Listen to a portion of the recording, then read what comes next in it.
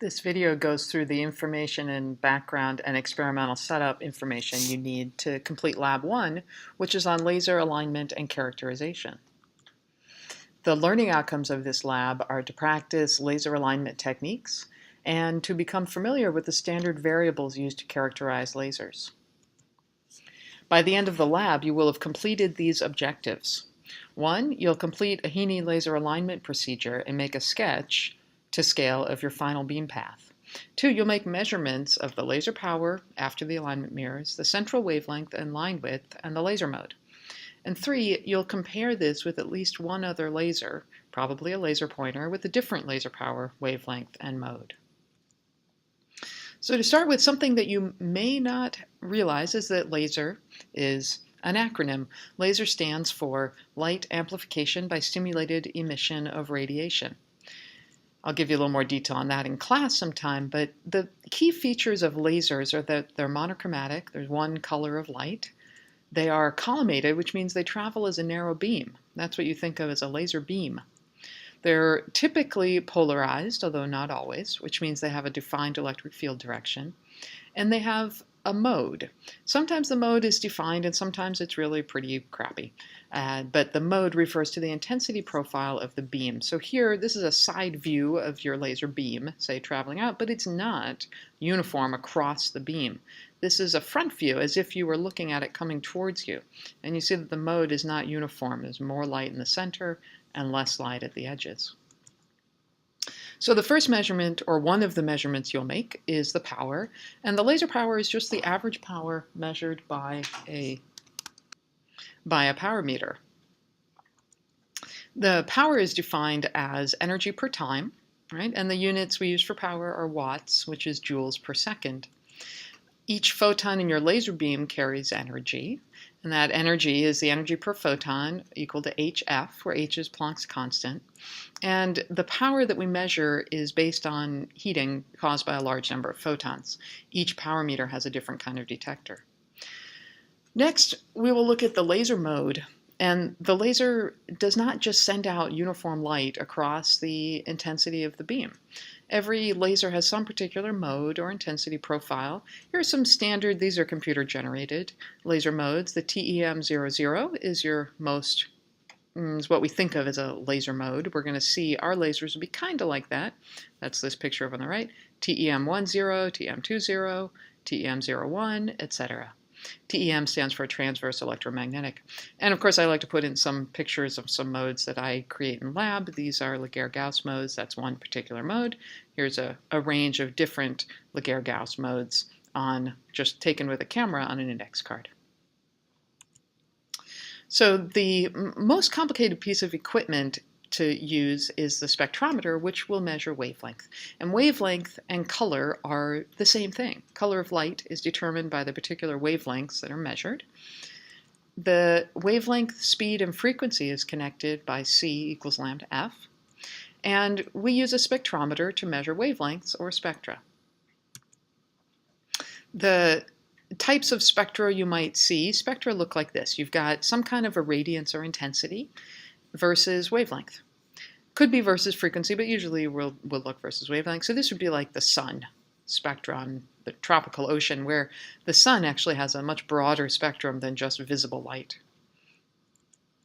Here's another image of the sun spectrum with false color out here. Here's where it sits again. And then another example is fluorescent lights, which you'll see as we measure the spectra.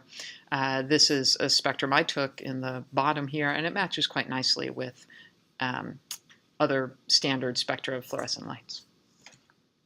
So I'm also going to ask you to measure the spectral line width, which refers to the range of wavelengths. Typically, it's actually the range of frequencies, but we're just going to look at the range of wavelengths. So I'm going to ask you to look at this peak that you measure. This is not your wavelength. It's very different. And look for the width in nanometers of the peak. All right, so we're going to do a quick intro on how to use our spectrometer. And to do that, I'm going to open up the spectrometer software. And we do that through our Launchpad, open up Ocean View. And if we're connected with a spectrometer, then we'll see that there's a device recognized. Just go ahead and run a wizard. So say, okay, we want to do spectroscopy. And the easiest thing is quick view minus background. Now we've got our spectrometer controls. Let's go ahead and we can just say next. That's usually all good. Now it's wanting us to take a background spectrum. And we'll talk about that a little bit in class, but we'll just say, okay, take background spectrum. And here we are. So there's our background spectrum. This is now whatever the spectrometer is picking up minus that background spectrum. You can make this full a little bit larger. All right, and what you'll see is as you move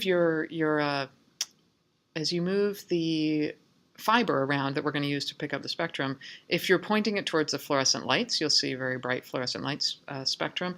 And if you point it towards the card on which your laser is shining, you will see a peak for the laser frequency, the laser wavelength. So that little peak is popping up where my laser is. And the reason it's moving around is because I'm moving the fiber.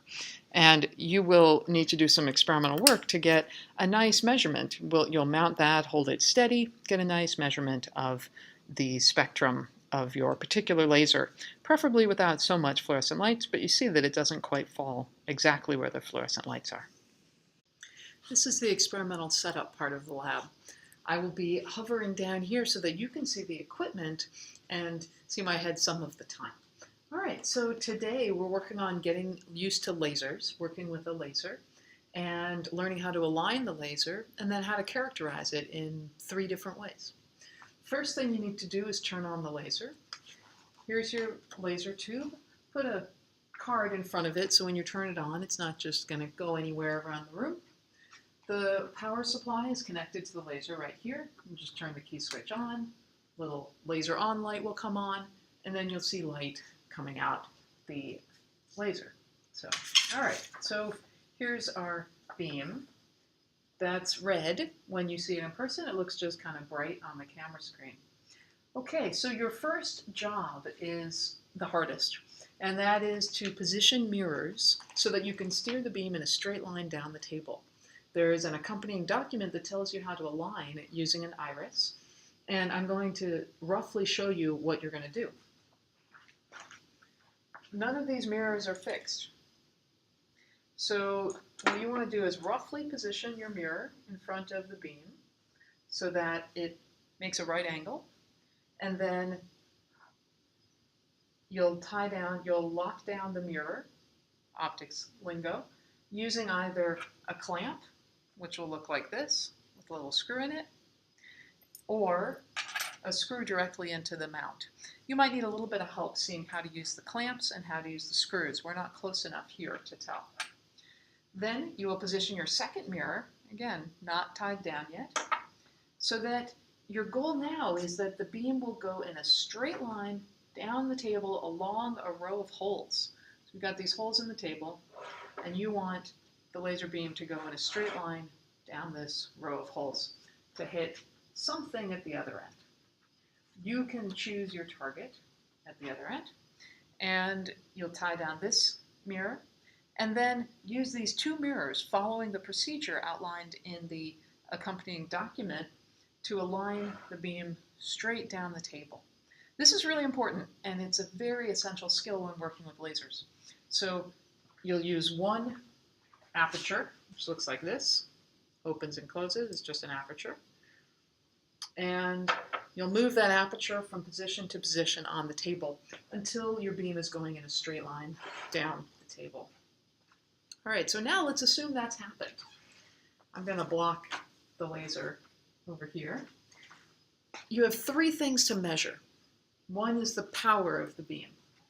To measure the power, you'll use a power meter, which will either look like this or like a portable power meter. And we're going to put the power meter in front of the laser once you have it aligned. You position your power meter right in front so that the laser hits the power meter, and then look at the number on the computer that you have your power meter connected to. You may have to open the software as well, so we'll work that out. Okay, so your power meter is now reading on the computer, or your power is, and you write that number down. We'll talk about, you'll see how to measure power in different positions and why you might want to do that. So first thing is power. Second thing is wavelength. The wavelength you're going to measure with a spectrometer. Now this is we only have one spectrometer.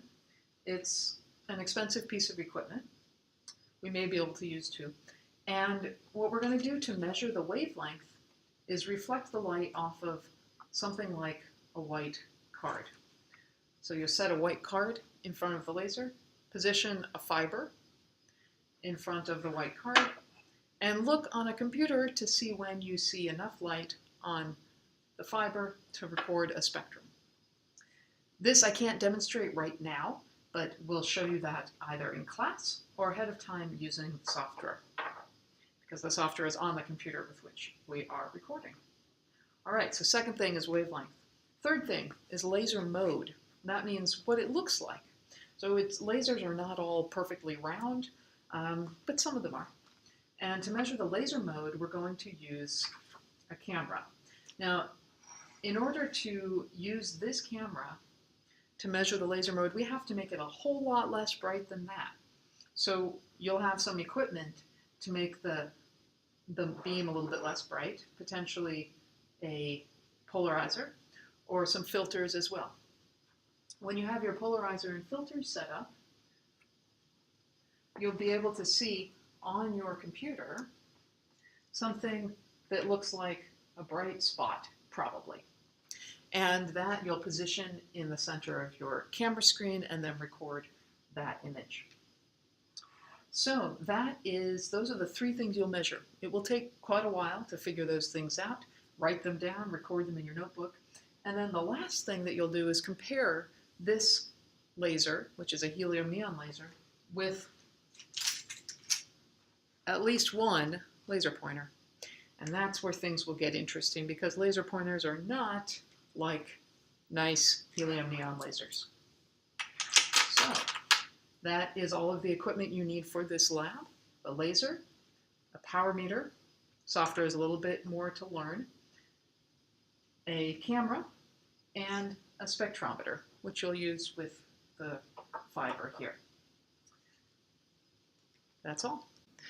So your beam alignment in the end will look something like this, where you've got, I suggest that you space out these mirrors a little bit further apart, so you a little bit better access. You've got all of your mirrors set up, your laser beam makes a turn, and then follows a beam path straight down the table. Your pre-lab questions are given in the lab handout, and there are two questions, although the second one has many components. First question is to research some information about laser damage threshold for the human eye.